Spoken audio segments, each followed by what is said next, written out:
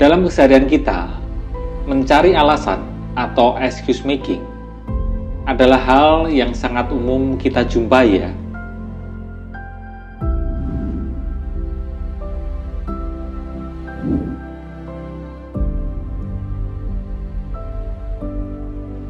Maksudnya gimana? Contoh, nggak apa-apa deh, tengah malam pesen martabak. Soalnya kan seharian udah naik turun tangga loh, ngurusin kerjaan nggak kelar-kelar. Nah itu contohnya. Atau contoh yang lain, maaf ya, kemarin mendadak batal karena tiba-tiba aku itu sakit kepala. Sampai di sini sebenarnya nggak ada yang salah kok. Masih dalam batas normal saja. Tapi, tahukah kamu ada sekelompok tim peneliti dari Amerika telah merumuskan teori terkait dengan excuse making ini. Teori ini jelasin gimana caranya membedakan alasan yang nggak berbahaya, alasan yang sebenarnya, dengan alasan yang bersifat merusak. Menarik ya? Teori ini juga akan menjelaskan gimana seorang anak belajar menjadi pembuat alasan yang mahir. Adapt excuse makers, disebutnya seperti itu.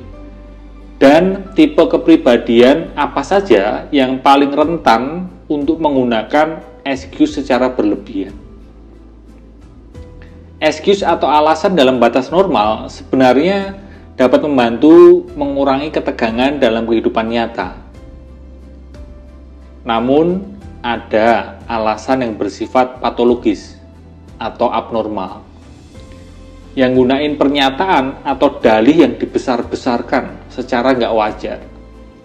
Bahkan menggunakan dalih yang palsu dan tidak benar.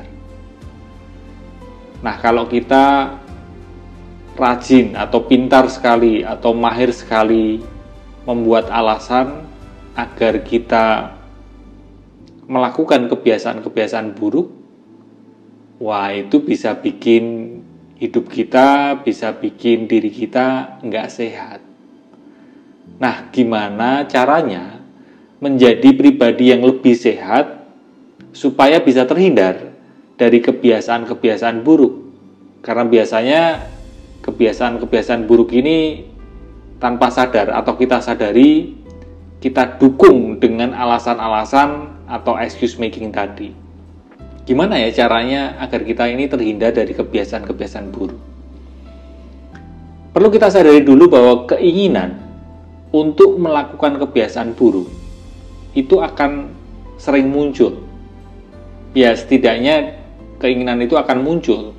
Meskipun tidak sering, tapi keinginan itu di momen-momen tertentu akan muncul.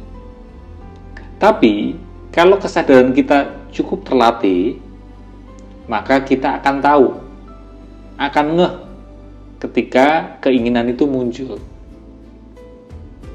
Sampai di titik ini bisa dipahami ya. Kebiasaan buruk yang kita punya, ada yang berasal dari masa kecil kita. Tapi ada juga kebiasaan buruk yang kita punya, itu asalnya dari warisan kedua orang tua dan leluhur. Kalau kita bisa menyadari keinginan yang muncul itu, cukup dengan menyadarinya, itu sudah bisa melonggarkan jeratan keinginan itu. Karena kalau jeratan itu begitu kencang sekali, maka seolah kita harus memuaskan keinginan itu. Misal ini ya, kamu punya kebiasaan berlebihan untuk ngemil. Kalau otot kesadaran kita cukup kuat, ya dalam hal ini otot kesadaranmu cukup kuat, karena selama ini kamu sering melatih otot kesadaranmu, saat muncul keinginan untuk ngemil, saat muncul keinginan untuk order makanan, atau tadi ya contohnya pengen makan martabak, kamu akan lebih mampu menyadari keinginan yang muncul itu. Di posisi kamu menyadari, maka selanjutnya energi keinginan itu pelan-pelan berangsur terurai dengan sendirinya. Jadi kamu menyadari tarikan dan hembusan nafasmu. Nah, ini kan latihan menguatkan otot kesadaran. Ketika tarik nafas, sadari, oh saya sedang menarik nafas. Ketika mengembuskan nafas, sadari, saya sedang mengembuskan nafas. Ketika muncul keinginan itu, keinginan untuk melakukan kebiasaan buruk, bisa kamu jangkarkan dirimu di momen saat ini, di sini kini, dengan menyadari tarikan dan hembusan nafasmu. Bisa dibantu dengan berkata dalam hati, sadari, oh keinginan ngemil itu muncul. Keinginan ngemil, kamu muncul lagi ya. Katakan ramah pelan-pelan dalam hati. Dan ketika kamu menyadarinya, keinginan itu jeratannya menjadi mengendur, keinginan itu kekuatannya juga melemah. Apakah terus berhasil dan di kemudian hari atau di momen berikutnya kamu tidak lagi muncul keinginan untuk ngemil? Tentu saja akan berulang kali muncul lagi. Nah, kalau muncul lagi gimana? Ya lakukan lagi latihan, sadari nafas, jangkarkan diri di momen saat ini, di sini kini, dan bisa dibantu dalam hati, hai keinginan ngemil, kamu muncul lagi ya. Sadari saja. Ketika kamu sudah berulang kali melakukan itu, maka energi keinginan itu, jeratan keinginan itu akan semakin mengecil dan terurai. Yang terpenting, kita tidak perlu melawan keinginan itu.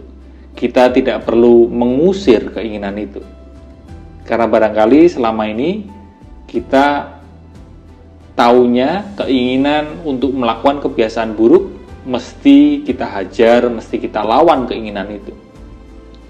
Tapi kalau dengan pendekatan kesadaran, kita tidak perlu melawan, tidak perlu mengusir keinginan itu. Lalu apa yang perlu kita lakukan? Cukup sadari saja keinginan itu. Bisa ditambah dengan tersenyumlah kepada keinginan itu. Karena setiap kali kita menyadarinya, menyadari keinginan itu, maka jeratan keinginan itu, daya keinginan itu akan mengendur, akan melemah dengan sendirinya. Keinginan itu berangsur nggak punya daya untuk mengendalikan diri kita. Karena mungkin selama ini kita tidak menyadari keinginan itu, sehingga keinginan itu seperti punya daya yang begitu besar untuk mengharuskan diri kita agar kita memuaskan keinginan itu. Tapi dengan menyadarinya, kita jadi berjarak dengan keinginan itu, maka kita akan lebih mampu tidak dikendalikan oleh keinginan itu. Sekian video kali ini, terima kasih kamu udah nonton dari awal sampai akhir video ini. Semoga selaras, semoga apa yang kita pelajari bersama di video ini bermanfaat. Kalau ada tanggapan, ada pertanyaan, silahkan komen. Kalau dirasa bermanfaat, silahkan share. Semoga kita semua bisa menerima kenyataan seapa adanya ya.